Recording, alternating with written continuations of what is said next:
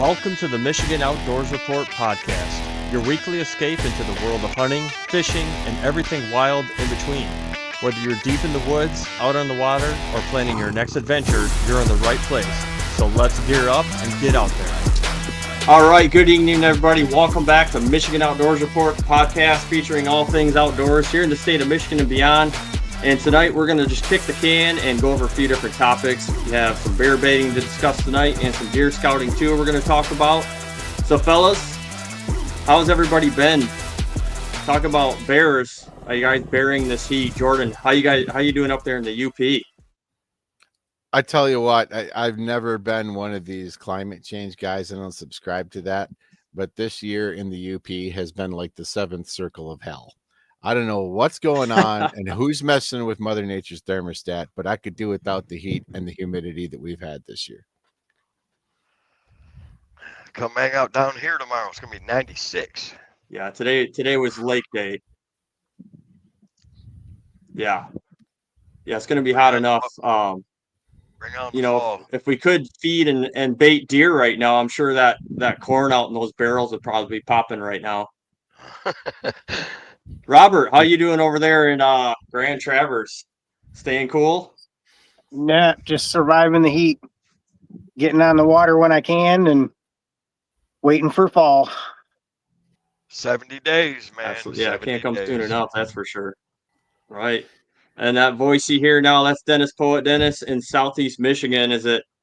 How is it down there? He's probably cooking egg on the sidewalk.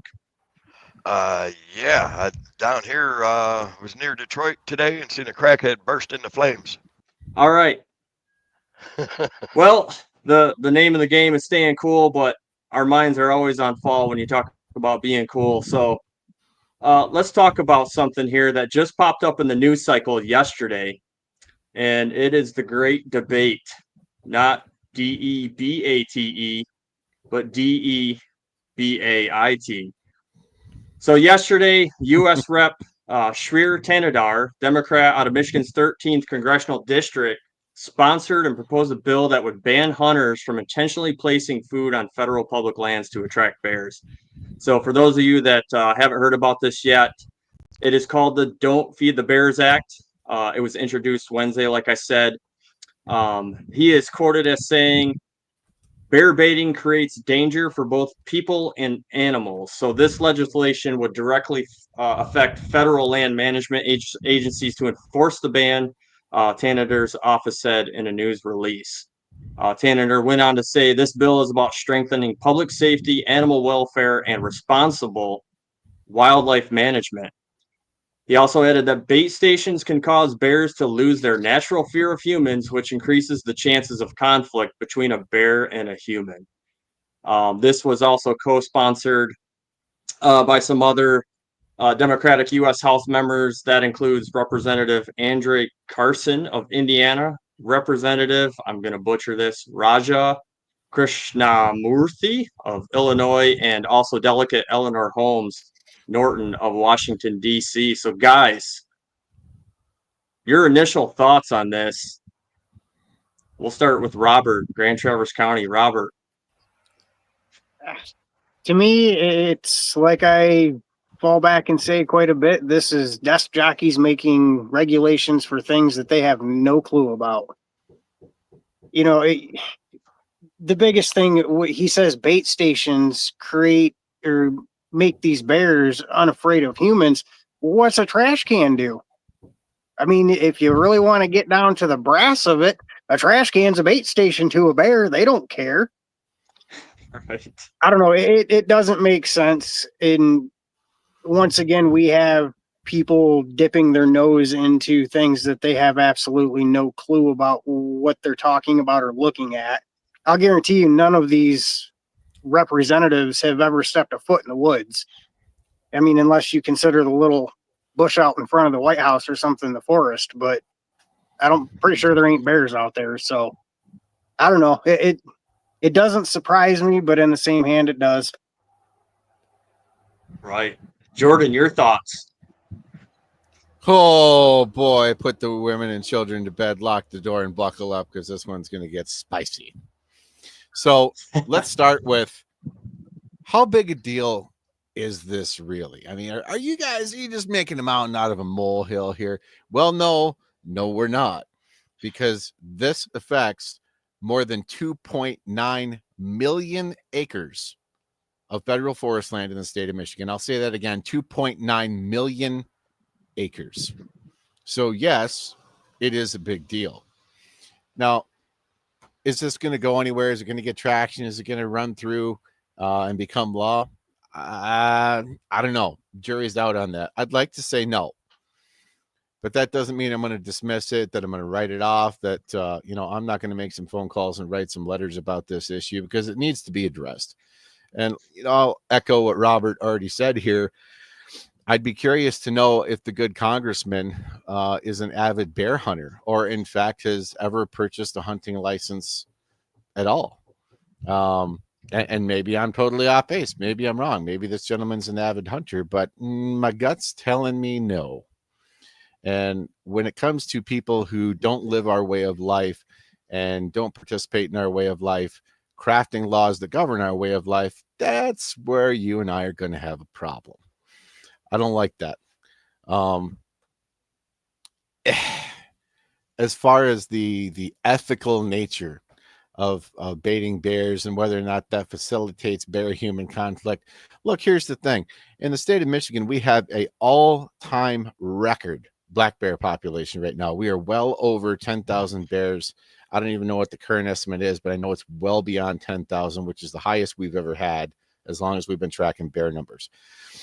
And it seems to me that bear permits are still kind of stingy, considering that we have a pile of bears, considering that bear-human conflict has increased, which has nothing to do with baiting.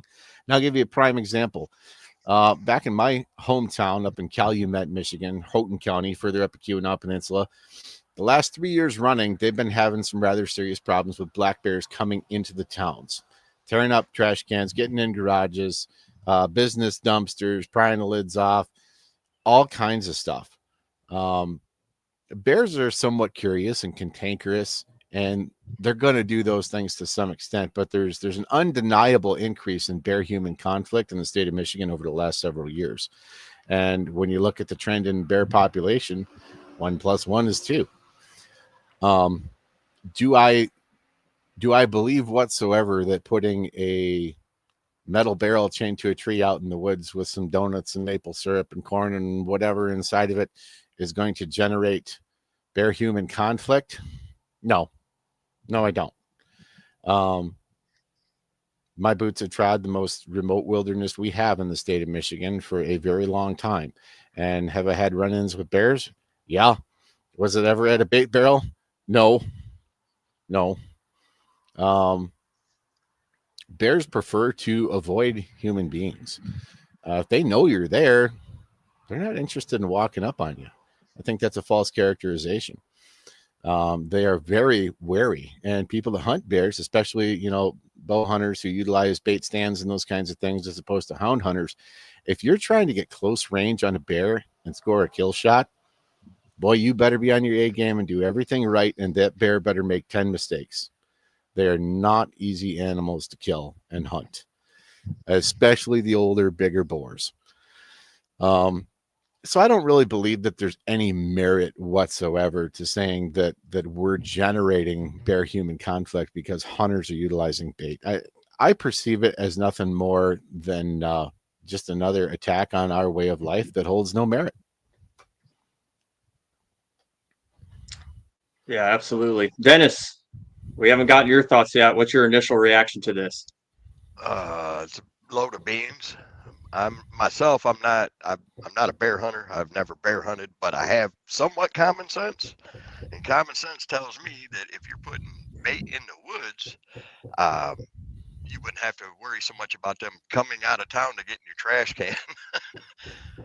Yeah. So when you look when we talk about bear baiting specifically, there is limitations on when you can begin to bait. So we're talking, it's typically a week season in September, and then another week-long season in October for most units. So you're talking 2 weeks max to hunt. you cannot even begin placing bait out until 31 days before the season starts. So where they're coming up where there's very limited time for this to even become a conflict.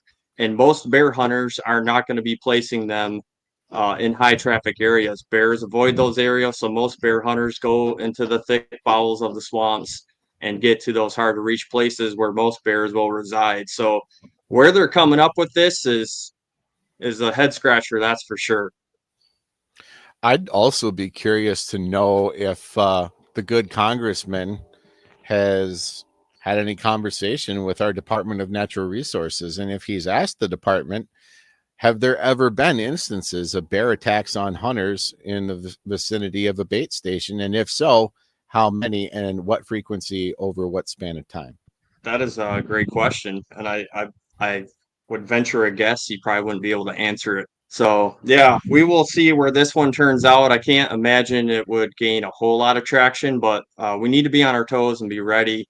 If you missed the last podcast, we had a great talk with Tristan Cole and just having our voices be heard. So if you haven't listened to that podcast, go back, check it out.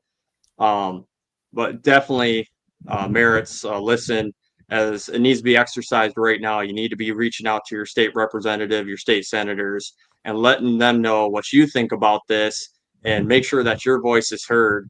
Because I have a feeling that this is just the beginning of something bigger. If they can get some traction on this, what's coming behind it. So let's move along here and let's talk about deer scouting. Probably not a popular subject right now in 90-degree weather. Heat index is into 100, but it's got to get done sooner or later. So fellas, the peak of summer scouting, when do you start? And what are you looking for as you start to head out into the woods? Robert, ahead, you're on Jordan. deck. All right, I'll take it. So this time of year, my main thing is I'm going out and I want to go into where I know come the season, the heart of the rut, that is where I want to be. I'm checking trails. I'm checking community scrapes because there's actually quite a few in the area that I hunt. So I'm gonna check every single one of those. I want to see if they're active, if there's anything new. Obviously, hunting public land, you want to go out and see if the trees are even still standing because the state of Michigan has been busy like a beaver on our public lands here lately, and we have lost quite a bit. But luckily, I know my area right now is still standing. Really, this time of year, I'm pretty much doing a quick walkthrough. I want to look at everything, see what's changed. A couple of the areas that I do hunt, there's old logging 2 tracks that go back in through there. I'll walk those 2 tracks because a lot of times I'll sit the edge of those 2 tracks. The deer use them as runways all the time until the leaves drop, and then once the leaves drop, they'll jump into the little bit thicker cover. But early season, that can be an actually pretty productive spot. Definitely, like I said, scrapes. That's a big one. There's a couple of good community ones that I always check, and they're always active. They've never died off, which is kind of weird, but they've always been there. And then there's a piece of private on one chunk of the state land that I do hunt, and I want to say it's every 2 or 3 years, the guy goes in there and he just tills it up. I mean, he tears. It's a big food plot right on the edge of the state land. Like you walk up to the property line and his food plot starts right there. And there's actually a pretty big thicket just to the west of that. And usually it's pretty good bedding, except for the years that he goes in there and disturbs it. So I'll go in, I'll check that out. If it hasn't been disturbed, that'll be another spot.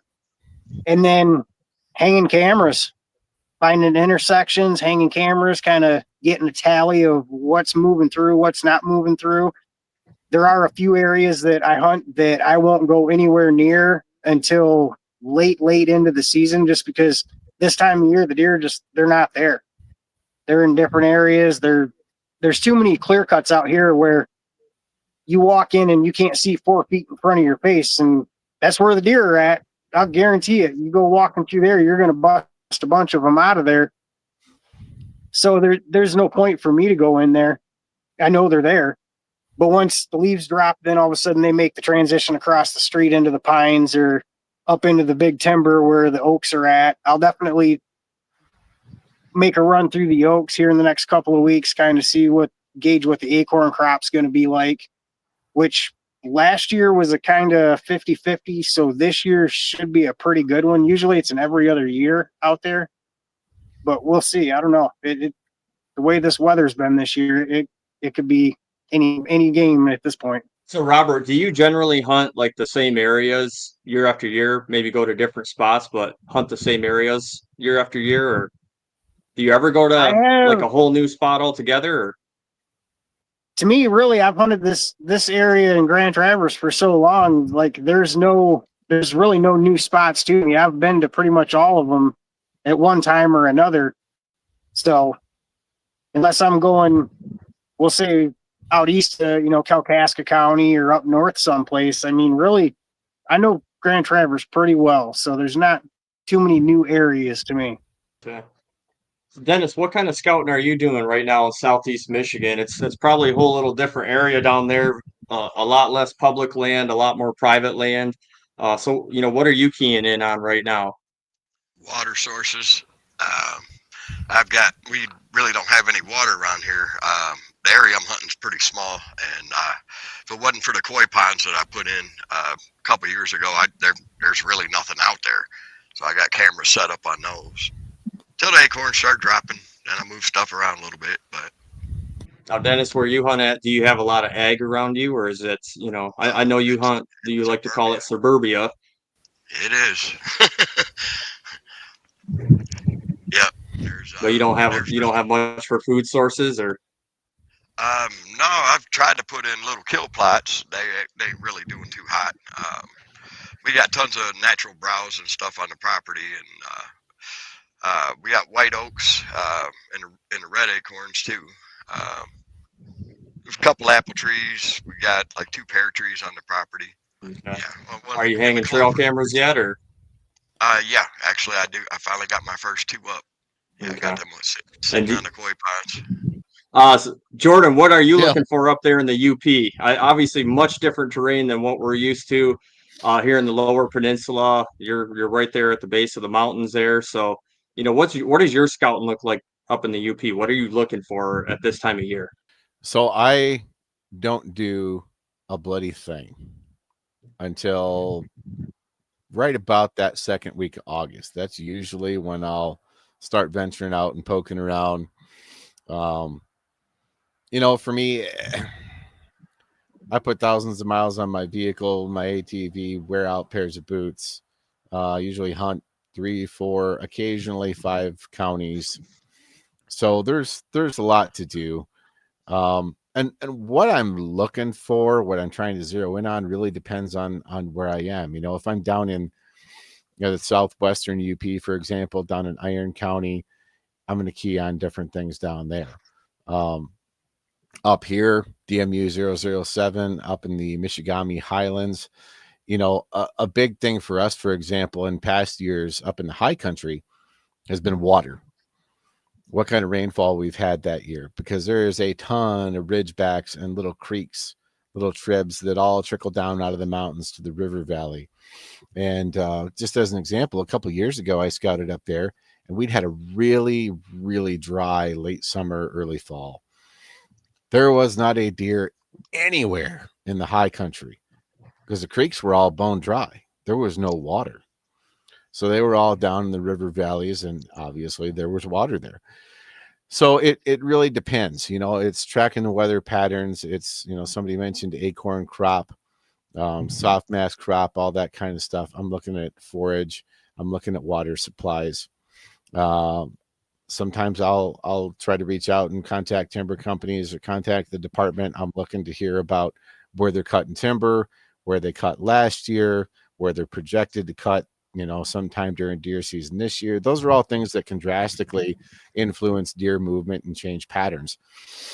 And obviously up here, we have the blessing of having so much commercial forest land that we have access to. So the world is your oyster if you don't mind stomping off through the bush, and I surely don't. I don't get too fired up about things I see on camera in August. That seasonal shift happens, and that deer could be 4 miles from where I had him on camera in August. Our big timber bucks are really nomadic, and it's weird because they're early in the year they'll start small. They're not moving around a whole lot. They don't need to. And then as fall comes into the picture, then they start getting more mobile. They start sniffing around. They start kind of, pissing their territory a little bit and those kinds of things. The bachelor groups are broken up. And that's the precursor to rut phase. And I mean, at that point, all bets are off. You have no idea where that buck could be. I've had bucks show up on cameras of people I know literally miles from where I had the same deer on camera just 2 days hence. So it's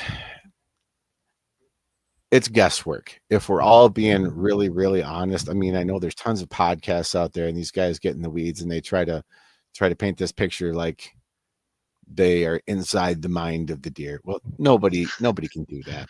Nobody can do that. We use the best woodsmanship we have. We use the knowledge that we have. We use science, and we do the best that we can. And it does come down to a little bit of luck, especially with those older age class bucks. You get bucks that are 3.5, 4.5 up here in the UP, and we don't have a ton of them. Those deer are terrifyingly intelligent, and the margin for error with those kind of animals is almost zero. And especially this time of year, I'm a little reluctant to go bungling around. I like to wait a little bit. I personally try to stay away from known bedding areas. I heard you had asked one of the other fellas there, do you go back to the same spots year after year?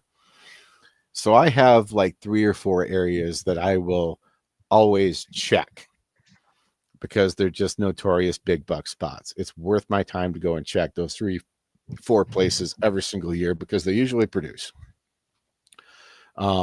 But I'm also a big proponent of breaking new ground and getting out there and cutting a new trail and seeing things I haven't seen. I mean, there's so much wilderness up here, and I really enjoy that. I enjoy that experience. Onyx is a blessing and a curse, right? Because I'll admit it, I use Onyx Hunt. I think it's a fantastic tool, and I do a whole lot of work right from my office desk on Onyx Hunt that used to take me months, if not years, in the field to accumulate that kind of knowledge. And that's just going off of crappy topo map. I used to laminate those paper topo maps and roll them up and put them in my bag. And now you've got, a satellite computer basically in your pocket with Onyx Hunt. But the flip of the same coin, everybody else sees the same things that you see if they're looking. There are no secrets with Onyx Hunt anymore. But I think there's a dividing line there too, because there's guys that'll look at Onyx and they'll go, oh, wow, that looks like a really good area in there. And they can't find a logging road within 1.5 miles of it, and they're not going in. There's guys that are just not willing to suffer for it. So for that reason, even though everything is visible, it doesn't necessarily mean that you're going to have company. And usually I'm pretty blessed that I can put myself in positions where I'm pretty isolated and I don't have company in my back pocket. Like I said before, there's not an exact science to this, right? And everybody has their tried and true surefire methods. And I just encourage people to develop a system that works for you. Some guys like to go out and buy an entire network of these cellular trail cameras, and that's how they like to scout. They're going to go out and they're going to hang 65 cameras, and they're going to have a mobile data plan that Donald Trump probably couldn't afford. And that's what they like to do, right? That's their version of scouting. It's not my version of scouting, but it works for that person. I like to go out and I like to get in touch with that area. I like to see what's over the next peak. I like to see what's around the next bend. I like to get dirty and sweaty and bloody because to me it's part of the process, and I love the process. I love working for it. Yeah, absolutely. I think you guys brought up some great points, through this conversation already. Number one is scout areas for different types of weather. Dennis and Jordan both talked about, finding a good water source with good deer sign there. To the point of, again, if we're heading into fall and it's extremely dry, and then this worked out great for Dennis, coming up the Indian River last year. He was able to see lots of deer and had a good opportunity at a buck. So definitely, plan ahead for different types of weather. And then, Jordan, I'd like to dive a little bit deeper into also, you talked about reaching out to different logging companies and finding out where they're going to be cutting at. I think the reasons are obvious, but kind of explain yourself a little more there. Why is that important to have that knowledge and information, ahead of time? Well, I'll give you the simplest and silliest reason, and it happened to me many years ago. I had done some late season scouting at the end of muzzleloader. It was an area I was really excited about. There was a nice buck in the area that I was unable to harvest through the course of regular season.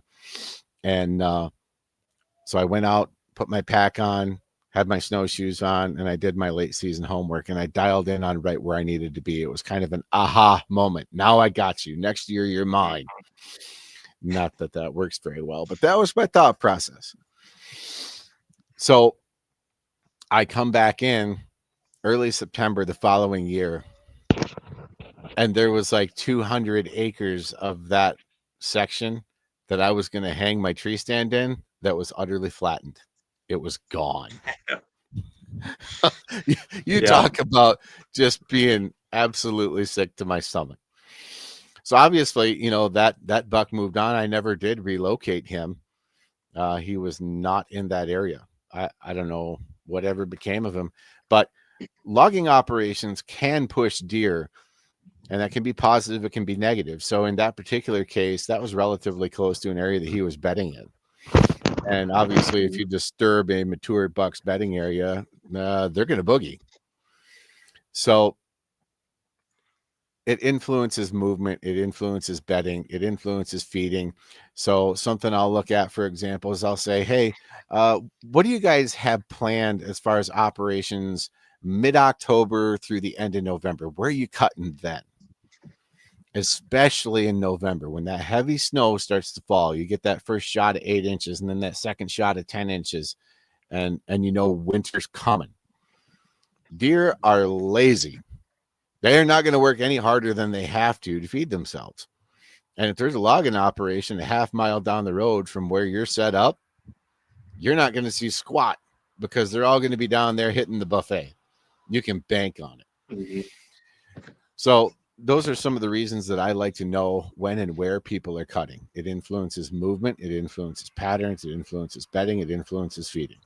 Yeah, absolutely. I think so. I've had that exact same thing happen to me. I didn't do my homework, and I was living downstate. As before I moved north here, we came up and did some scouting, and I found a great spot. And I even had the tree picked out that I was going to put my stand in, just like you did, Jordan. And then we come up for deer season, and the woods are gone. So I was devastated. You know, without without further ado. But one thing too, when we talk about weather and then logging operations, like Jordan touched on also, regeneration after something's been logged after a couple of years, that's a lot of woody browse for those animals. And when you factor in these winters that we get up here in the northern lower and the UP, it's a smorgasbord. It's easy pickings. Now it's tough to hunt also because usually an area that's been logged is pretty wide open, and those deer will just meander through to wherever the best food source is in that clear cut. But it's definitely a great opportunity, especially rifle season, to pick off a deer going after that woody browse. So great points there, guys. Now for me up here in the northern lower, we were devastated here back in early April with the ice storm, and the woods around here are completely different. So I have a feeling as I start to venture out to my known spots, they're probably going to look entirely different. And I think this is going to do one or two things. It's going to devastate my area, or it's going to vastly improve it. One thing I can tell you is, a lot of treetops came down in that storm, and they were starting to bud. So there was a smorgasbord for these deer. They had a great spring. Now, how that shifts them as we head into fall, it'll be interesting to see how that plays out. But I think it's going to create some natural pinch points, some different funnels that I'm probably not used to. So it's definitely going to be interesting. And I'll try to log my scouting missions up here in the northern lower, because I'm sure a lot of people are interested in this area. I know a lot of folks come up from downstate and hunt, and I can try to paint a good picture of what the woods look like up this way as I start to head out. I'm just like you, Jordan. I kind of like to wait till the second week of August before I really start getting out there. So another question for you guys. So Dennis, we'll start with you. Do you try to pinpoint an area or deer? When you are scouting and you're out there, and I know you've got your set areas and you're putting your trail cameras out, do you start to target specific deer, or do you try to hunt the area? Are you looking for a good area, or are you looking for a certain deer as you're scouting? I'm looking for the busiest area possible, really. Um, my trail cameras usually tell me, when the big bucks are coming in, and then I make my plan to chase it or not. Last year I had four deer that I would have shot if they would have came in and offered it up to me. I got close. So close I got was 60 yards, but most of them I let walk. I'll take a doe, of course, put meat in the freezer. But yeah, this waiting game, that's what I've been trying to do, is let stuff walk the last few years, and because that's what I really want, is a big buck. I've shot tons and tons of bucks like these. I want something that's really big. So I've been trying to be patient, and yeah, and it's just it's not working out for me. I'm seeing them, but yeah, first and foremost though, when the season first kicks off, that first probably 2 weeks of the season, I'm trying to smack a doe quick and get it in the freezer, so I got my meat and I can relax a little bit and start hunting bucks a little bit more. Robert, what about you? I know you've got the same areas you hunt, but do you pinpoint certain areas because they produce, or do you start taking inventory and looking for certain bucks and try to pinpoint those specific deer? Or what exactly what kind of game plan are you trying to put together as you're gathering information right now? For me, I'm going through I want to find an area where early season, so the beginning of bow season through mid to somewhat late October, there's definitely activity in that area. And then I also have areas where come November 1st, that's exactly where I'm going, because I know the does are traveling through there, and pretty much first week in November, we all know wherever you find the does, the boys are going to be around the area. But the last couple of years, and one of my biggest bucks, and I had thought about it, and I don't know why I never realized this, but I want to say 4 or 5 of the last 6 bucks I have killed were actually in areas where does had fawned, and when the does kick the fawns off, they hang out in the same area because they're used to it. It's that's their little home sanctuary. Well, when the boys are out doing their thing and they're out checking does, well, these fawns, they hang out in that same area. Well, the boys are going to come through and check them out. They're curious. They got to do their thing, and it's worked. So a lot of times I will pay attention early season. If I see a doe and she's got a couple of fawns, or I've got a doe that's got a single fawn, I'll pay attention to the areas that they're staying. And if I'm not seeing the bucks, I'm going to hang out in that area come usually about the second week in November, and the boys will show up. It's just a matter of time. But early season, I try to find an area where I'm kind of I would say in between a bedding and a food source. I don't really go after the whole food source thing in the beginning of the season, because there's an abundance. There's so much they can be eaten early October. But then once we get to that point where the leaves drop, everything's starting to die off for the wintertime, then that's when I really start pinpointing on the food sources and trying to figure out exactly where they're going, when they're meeting there, going about it that way. And then come November, I mean, honestly, it's kind of a crapshoot because you could sit one spot and not see a thing, and your cameras at your other spot are going ping, ping, ping, ping, sending you all these pictures as you're sitting there grinding your teeth. So, I mean, early season to mid season, I'm usually in between a food source and bedding, and then, like I said, late October, I really focus in on finding the food source. Okay, so it sounds like so far we're pinpointing specific areas where the deer density is at right now. How about you, Jordan? You've got, we have a lot of area here in the northern lower, me and Robert, but you up there, you've got a ton of area. So are you looking for specific areas, certain things, or are you looking for specific deer? What kind of game plan are you looking for right now? Well, I could tell you, but I'd have to take you to the train station afterwards. So, yeah, I'm a huge terrain guy. When I'm looking at, and I referenced before that I like to use Onyx Hunt. When I'm looking at Onyx Hunt, I've got all my topo layers on and all that kind of stuff, and I'll toggle in and out of that hybrid mode, that sat imagery, because I like to get a really good feel of what's there. What kind of timber's there? Am I talking about conifers? Am I talking about upper highland hardwood flats, things like that?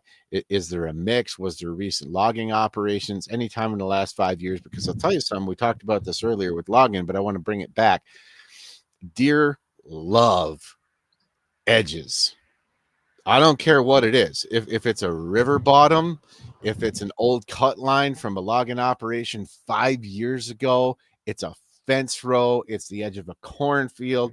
I don't care what it is. Deer gravitate to and use edges. So when I'm looking at terrain features, I'm looking for terrain that creates edges. I'm looking for ridge lines directly adjacent to creek bottoms, all those kinds of things. And maybe that creek bottom dumps out into a delta and there's a lowland conifer swamp down there. I'm looking for funnels. I'm looking for travel routes because, again, like we talked about, deer are lazy. They don't want to billy goat unless they have to, right? They're going to optimize their path to travel. And we see that in the UP, especially once it starts to snow. The travel routes really, really tighten down. They're not meandering. They're not wandering. They are going directly to and from because they're playing the calorie game, plain and simple. So that's something to pay attention to is how travel routes change because they will tighten down. They will significantly optimize what they're doing, how they're getting from A to B. But edges are a big thing. So hand in glove, when you're talking about terrain features, you have to have the discussion about thermals. If you're not thinking about thermals when you're scouting and you're looking at terrain features, you have lost your fool mind. Deer, especially older deer, are very adept at using thermals against you. There's a reason you're going to find that big monster 150-inch whitetail bedded up on an oak ridge in the morning when you're trying to sneak through the bottoms. Why? Well, in the morning, what direction is the thermals going? Up. You're not going to find him on that ridge in the evening. You're going to find him down in that river bottom when you're trying to tiptoe in over the top of that ridge and glass for him. Guess what? Busted again. Why? Because your thermals are going down. They're sinking in the evening. So as you put together a plan about how you anticipate the deer are going to use those terrain features, consider thermals, not just wind direction, not just prevailing wind, but also thermals. And this is where I get a little detailed and a little bit mad scientist about this stuff, right? A lot of guys, they'll look and they'll find a tree and maybe, the terrain features are great. They're ideal. The wind direction's right. But they forgot the most important thing. How am I going to get there without getting seen, smelled, or heard? Yeah, once you get to it, it's good, but can you get to it? And can you get out of it without getting detected? In many cases, that's something that hunters overlook. They don't put any time into considering their infill and exfil routes from their stand. They go, oh, yeah, stand B, the wind direction is good for that today. Doop, doop, doop, doop, doop, doop. Off they go. Well, you may have contaminated the whole area just walking in because of how you laid out your walk-in. So take the time to consider infill and exfill as well when you're planning how you're going to get to and from that stand morning or evening. What are the thermals doing? How are those thermals going to be impacted by terrain features? So edges, thermals, terrain features. Yeah, those are all things that I'm working with. It drives some of the guys I've taken out in the bush with me in the past nuts because I will stand in the spot and I will stand there for a half an hour. And I will look at the terrain and I'll walk 50 yards this way and then I'll walk 100 yards that way. And I got my compass out and I'm looking at my Onyx and I do the same thing. And then I'll go back 50 yards over here. I'm just nuts about it. Because when it comes down to it, you simply can't be meticulous enough. I mean, if we're all being honest here, there's a reason that none of us have a record book entry in the Boone and Crockett books, right? These critters are smart, especially up here in the UP. They are fighting for their lives 365 days a year, 24 hours a day. Something's trying to kill them and eat them. And I am probably the least of their worries of the things that are trying to do that. We have kind of a hyper inflated sense of our predator abilities as men, and we're not as good as we think we are. Right. Absolutely. We're working on it. You know, it's funny. You guys gave a lot of practical, good information there, talking about hunting specific areas. Because I mean, I've always watched the Hollywood Hunter, and they target a specific buck. Old smoky ghost monster horns. The one He's, behind the fence, they right? really pinpoint. What's that? I said the one behind the fence, right? Right. Yeah, exactly. So no, that was great practical information because we know what we see on TV isn't reality, but some good information there. So let's talk about Onyx a little bit. This day and age, it's a whole lot different scouting. You can scout year round, honestly, and not leave the comfort of your lazy boy. So I know I use Onyx. Robert, I believe you use Onyx too, correct? Yep, I use it.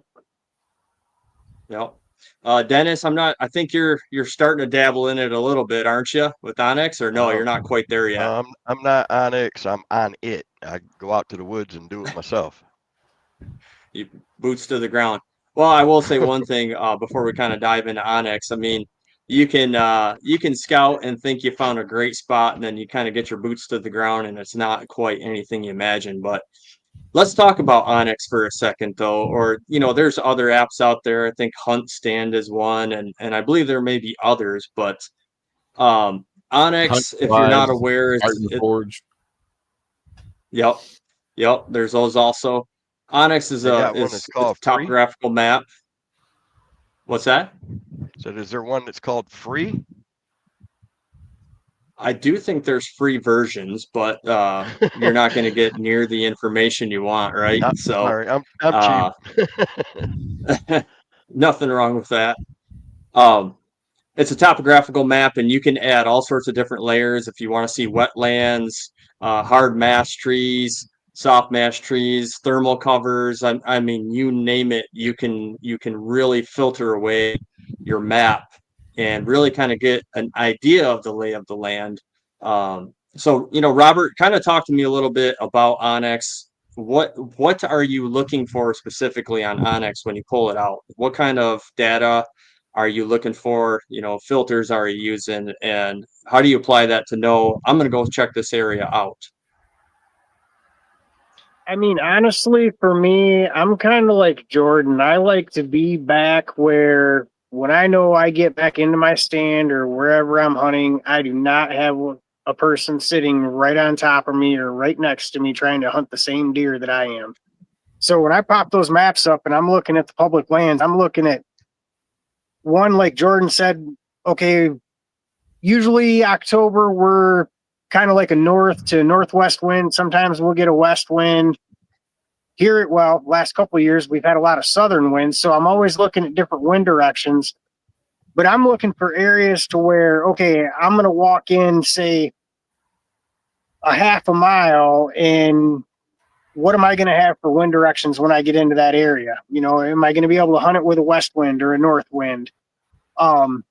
Terrain features, definitely. I'm looking, you know, are we dealing with flatland? Are we going towards, is it hilly? There's a lot of different things you can do with that app that, I mean, honestly, I'm not going to lie. It's been a game changer. You could, like you said, you can literally scout without leaving your lazy boy.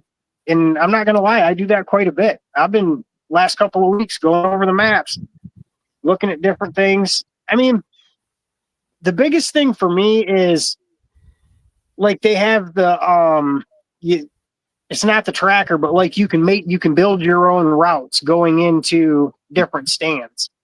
And Yep. I will I'll go out and I'll scout an area, and then I will build routes into that area depending on a north wind, a south wind, an east wind, whatever I'm looking at facing. There's so much that you can do with that. I mean, if honestly, like, I don't know too many people nowadays that don't have it. I mean, it's definitely a game changing tool for somebody that's never used it. Yeah, absolutely. You know, I think I like that tracking feature that you were referring to, Robert. So when I actually put my boots on the ground, I will start a track. And as I'm actually walking through the area I pre-scouted, I'll start dropping pins if I find bedding area, if I'm finding some kind of food source, if I'm finding some kind of water source. And it's kind of nice when you go back and look at what you scouted, you know, because you're taking in a lot of information, but it's nice. You can go back, look at your track, and be like, man, I really dropped a lot of pins in that specific area. That looks like that could be a hot spot, you know, for a good transition zone or anything.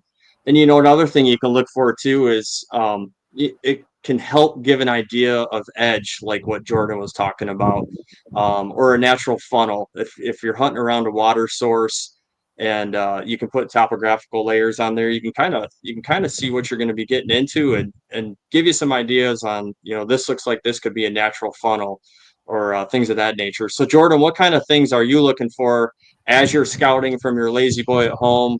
What kind of features are you pulling up, and how to use that information to know I'm going to go check that area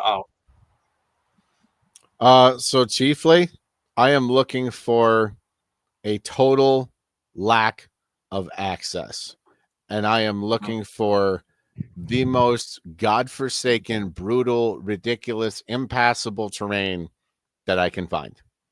That's what I'm looking for. I want the places that nobody else wants to go. And you know, I hate to say this because we're knocking our fraternity a little bit, but we're not unlike the deer. We're pretty lazy too. We want the biggest buck we can get for the least amount of effort we can expend. Right? There's an awful lot of fellows that are 200 yards in off a 2-tracker, a logging road, or whatever, you know, with a pop-up blind and a salt lick. I'm not going to say that those guys don't get deer, because they do, but the kind of deer that I like to go after, you're not going to find them there. If you want the buck of a lifetime, you're going to endure the hunt of a lifetime. You're going to have to do a lot of work. So like I said, I'm looking for very limited access, areas that you can't drive a truck in, areas that perhaps you might think twice about taking a side-by-side or an ATV in, just because it's all torn up, it's rutted up, it's old skidder trail, it's whatever. I love it. The worse, the better. Those are your sanctuaries. Those are the areas where deer are going to hold year round. Those impenetrable sanctuaries, like I said, because that's one of the biggest factors that you have to think about in most other circumstances on public land, especially high pressure public land, readily accessible areas. You can have the best laid plans of mice and men. You did all your Onyx homework. You looked at the terrain features, considered your infill, exfill. You looked at the thermals. You did all these things, and then these guys come in there and they're just bombing around the woods, and they're stomping through everywhere, and they're being loud, and they're, you know, you're done. Not because of anything that you did, but because it's public land, and that happens. So you have to have a plan for the things that you can't plan for. And I know that sounds like an oxymoron, right? But a lot of hunters get caught up on finding the deer. Where is the deer going to be tomorrow? Well, the way I look at things when you're talking about high pressure public land is where's the deer going to be when somebody else pushes him out? Not where he would normally be, undisturbed, unmolested. Where is he going to go when he gets pushed out? And he will. And then we're back to limited access, ungodly terrain, horrible swamps, because they know they're safe there. That's the bottom line. So, a little tidbit: hunt escape routes on high pressure public land. One of the things I used to do every once in a blue moon, because there's a couple spots on high pressure public that I really liked, and flatly refused to hunt them anytime outside of 10 a.m. to 2 p.m. Why? Because the guys come out and go to lunch and they push deer. And then the guys come back in for the evening hunt and they push deer, and they push them right by me. If you can learn where those escape routes are, where those sanctuaries are, and then position yourself basically as a counterbalance to the guys. Say you got a guy, he knows there's a good buck running an oak flat, right? There's a rub line, there's a scrape line down this oak flat edge up on a ridge top. So what's he going to do? Well, he's going to go up there and he's going to do a hanging hunt on top of the ridge, right? And shoot him over his scrape. Yeah, well, he walks in there in the morning. Where's the buck bedded? On the ridge, rising thermals. He's going to bust him out. He's going to push him to the swamp. So then you offset that. You already probably know where a place like that is. You know where that oak flat is. You know where that rub line is. You know where that scrape line is. So set up tertiary to that. If that buck was on top of that ridge, where is he going to go when he gets bumped? Is he going to go left to the river valley? Is he going to go right to the cedar swamp? Which way is he going to go? So to an extent, plan for what you can't plan for. You have to have a contingency plan for what other hunters are going to do to your hunt. And the other thing that I've learned over the years, and maybe it's just a Youper buck thing, I don't know, you guys correct me if I'm wrong. My best time of year where I don't care if my house is burning down, don't bother me. October 20th through November 10th is gold. Solid gold. And after that, November 10th, all the firearm hunters start pouring into the woods. The Orange Army is hauling blinds around, dumping bait, running side by side, smoking stogies, throwing beer cans, doing all this stuff, just blowing up the woods. And I have seen many, many, many times the very day that happens is the last daylight photo I will get of a buck for the rest of the year. Yep. In those areas. Yep. So again, what other hunters are going to do to your hunt? I'm not saying you can't kill a mature buck after November 10th. That would be ludicrous to say. But I think our bucks know what's going on and the game is afoot. And you're going to have to work a lot harder after November 10th to hang a good one up, in my opinion. Yeah, absolutely. And that's, when you talk about, looking up, finding those sanctuaries, one of the filters on Onyx is you can actually pull up roads and travel ways to get to different areas. So that can help kind of pinpoint an area where the access is a lot tougher. I'm going to go check this area out. So great pointers there, guys. And Dennis, we'll get you there eventually, right? I don't know. No. So one last question here, because we're getting close to the end of time here. But one last question. I know it's July 23rd, the date of this recording right now. But are you guys even considering where you're going to place a stand at this point? Obviously, on public land, you can't hang a stand until September 1. But are you having that thought process at this time, the end of July? Hey, I'm going to hang a stand here. I'm going to hunt this. Dennis, is that even crossing your mind right now, or do Property you wait that a I little hunt, bit longer? the property I hunt is so small anyways. I usually hang 4 stands, and then I have like 2 blinds. Sometimes I'll pop up 3, but I wait to pop those up usually. Just in case I do see something good, something good, and he's coming in a different area, then I can set up. But yeah, my property's so small. I'm basically pretty much on all 4 corners. I wish I could be in Okay. all the spots at one time, but Yeah. If you can ever figure that out, let us know the secret. clones. uh, yeah, all right. So Jordan, I saw you shaking your head there for our viewers not watching this. You're saying yes. Yeah. Why? So, like I said earlier in our dialogue, I do like to go out and cut new ground every single year. I've never hunted a single year where I haven't gone someplace new and experimented and learned something else. But that said, I also said I've got 3 or 4 spots every single year. I'm going to work through that. I'm going to check that. And based on my late season trail camera footage last year, after everyone had left the woods, there's a couple real bruisers still out there, and I've got business. Redemption. Those that don't follow Jordan, he was on a chase last year for the ghost. Uh, magnificent UP buck that he had some close encounters with, but wasn't able to seal the deal on. And another hunter was fortunate enough to notch their tag with that deer. But it's fun to watch Jordan on his mission. So Robert, I know you're a mobile hunter. You hunt out of a saddle, but are you considering spots, right now where you would place a stand come October? Oh yeah, I got a handful of spots that certain times of the season or certain dates in the season I'll be in that area.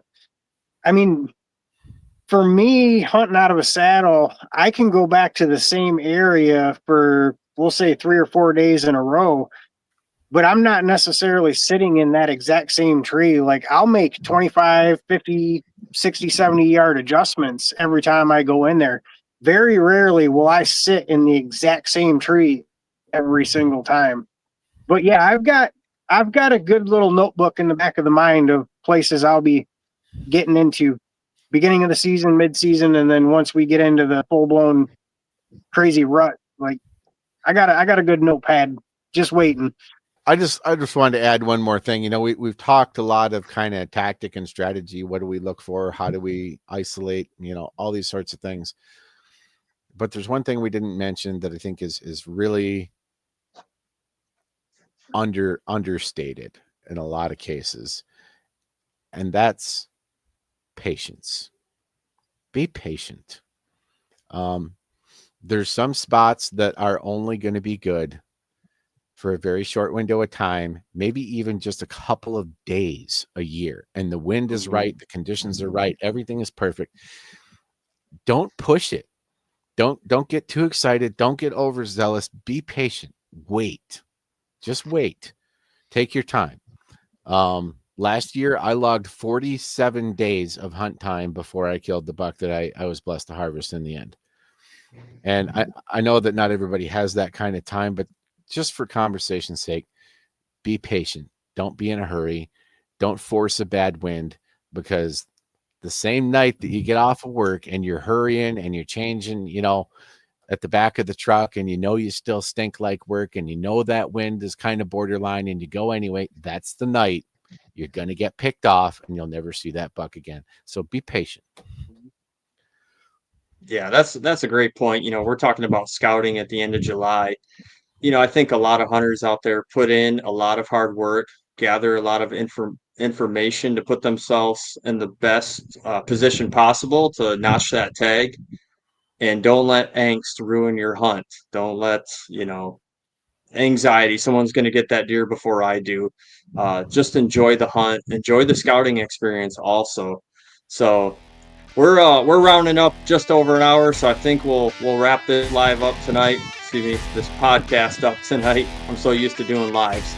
But want to thank you guys for all the information you shared with us this evening. Hopefully it helps the hunters out there at home. maybe kind of think some different ways that maybe they've never thought before when putting the boots on the ground. So, gentlemen, stay cool. And go ahead, Dennis. I was just going to mention right now for the bow hunters, crossbow hunters, it's a good time if you need strings, cables, anything like that, any kind of work done to your equipment, get it down to the shop as quick as you can, so you're not waiting in line and waiting last minute and they say, hey, we won't be able to get you your crossbow back for 2 weeks after the season starts.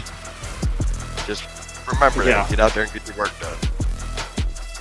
Yeah, if you wait till September, you're going to be waiting. Right. So that's a great point. Mid-August. Appreciate that. Yeah, absolutely. So, hey, I want to thank everybody for joining us on this podcast, wherever you're listening at. We'll be back very soon with another episode of Michigan Outdoors Report.